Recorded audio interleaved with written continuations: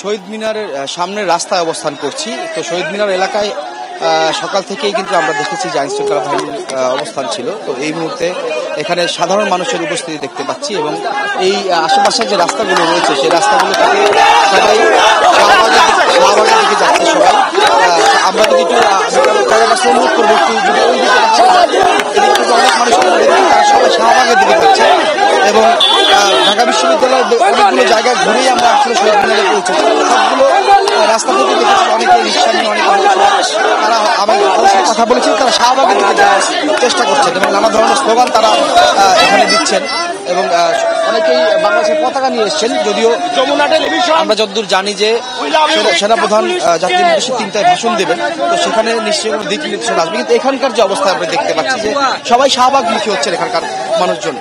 আমরা যদি এই পেছনে যে রাস্তাটি সেটি ঢাকা মেডিকেল সামনে দিয়ে এসছে, সেই রাস্তা আমি একটু দেখাইতে চাই। নানা ধরনের স্লোগান দিচ্ছেন, দাবি দেওয়াগুলো তারা বলছেন যে তারা সফল হয়েছেন, কিন্তু আসলে